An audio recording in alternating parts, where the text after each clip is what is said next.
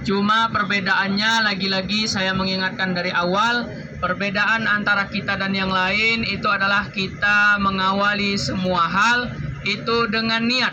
Nah, jadi kita ini jalan-jalan tapi niatnya apa? Mentadaburi alam Allah. Begitu juga mengingat atau menelisik tempat-tempat yang pernah dikunjungi oleh baginda Nabi Sallallahu Alaihi Wasallam. Nah, dengan niat-niat tersebut, Bapak Ibu sekalian, disitulah letak di mana seorang Muslim ketika berniat dia akan mendapatkan pahala dari Allah Subhanahu Wa Taala. Bapak Ibu sekalian, Masjid Quba ini Bapak Ibu bukan sembarang masjid. Masjid Quba ini bahkan termaktub di dalam Al-Quran yang disebutkan di dalam La masjidun ussisa ala taqwa min awwali yaumin ahaqqu an taquma fih.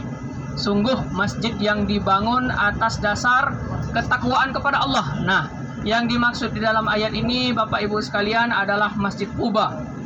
Jadi di sini Allah ingin mengingatkan kepada para sahabat Nabi, begitupun kepada umat-umat Nabi, bahwa selayaknya sebuah masjid itu dibangun atas dasar ketakwaan kepada Allah Subhanahu wa Ta'ala, bukan dengan tujuan dan niat yang lain.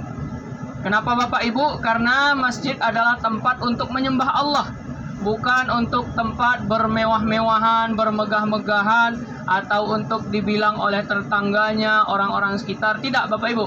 Makanya di dalam Al-Quran disebutkan seyogyanya sebuah bangunan masjid itu didirikan atas dasar ketakwaan kepada Allah Subhanahu wa Ta'ala. Nah, salah satu masjid yang dibangun atas dasar ketakwaan kepada Allah itu adalah Masjid Quba, yang mana kita nanti akan melihat bahwa masjid ini Bapak Ibu itu tidak pernah sepi dari para pengunjung. Karena apa? Masjid ini memang sudah didoakan oleh Nabi, bahkan juga termaktub di dalam ayat Al-Quran. Ayat Al-Quran turun sebab pembangunan masjid ini Bapak Ibu. Jadi kita pagi ini akan menjelajahi, kita akan sholat di dalam sebuah masjid yang dibangun langsung oleh tangan baginda Nabi. Jadi peletakan batu pertamanya itu langsung baginda Nabi Bapak Ibu yang meletakkannya. Kemudian dibangun terus menerus, dijaga hingga hari ini sudah 15 abad lewat. Nah, kita nanti akan sholat di sana Bapak Ibu. Kemudian Bapak Ibu sekalian yang perlu diperhatikan, wudunya sebelum sampai di sana jangan sampai batal, agar kita mendapatkan fadilah umroh.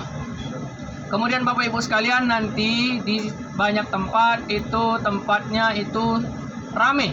Apalagi sekarang sudah memasuki bulan Sya'ban. Jadi semakin mendekati Ramadan, pariwisata itu makin banyak Bapak Ibu. Jadi orang-orang yang berumroh itu semuanya pada ke sana. Jadi di sana nanti insya Allah akan kita kasih waktu-waktunya, bagaimana nanti titik kumpulnya, di mana tempat kita mengambil foto, dan di mana nanti tempat parkir bisnya. Semuanya nanti akan kita atur, dan kita harap Bapak Ibu sekalian kita bisa bekerja sama agar perjalanan kita ini dilancarkan.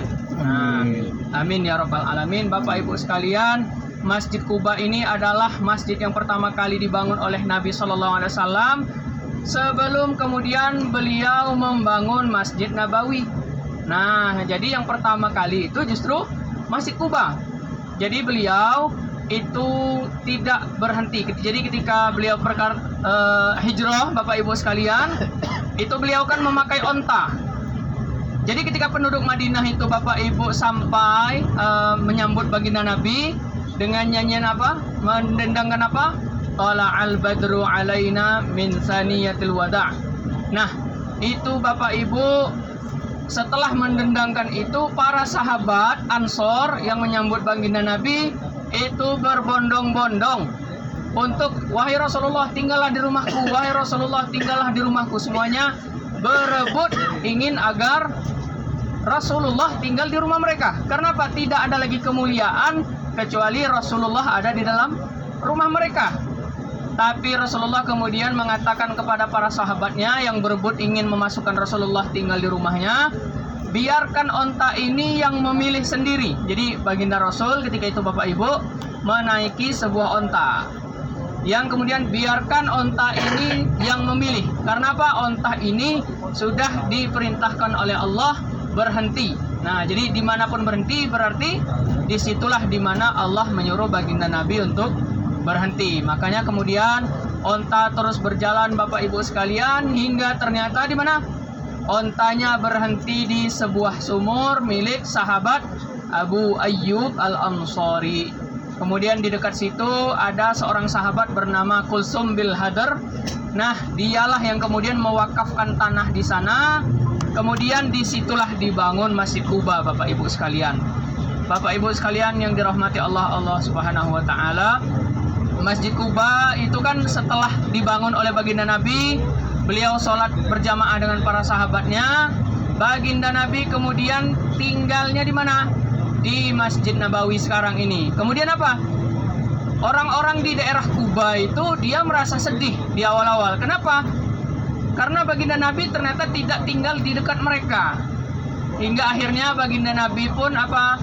Untuk menenangkan hati mereka, saking cinta kasihnya Rasulullah kepada umatnya, beliau rutin pergi ke Masjid Kuba setiap hari Sabtu, Senin, dan Kamis. Nah, bayangin Bapak Ibu. Di sela-sela dakwah yang terus-menerus, beliau tidak pernah absen pergi ke Masjid Kuba. Tiap hari apa? Hari Sabtu, Senin, dan Kamis. Bayangin Bapak Ibu. Selama berdakwah, beliau senantiasa mengunjungi Kuba. Artinya, Kuba ini Bapak Ibu memiliki keistimewaan tersendiri di sanubari baginda Nabi Sallallahu Alaihi Wasallam.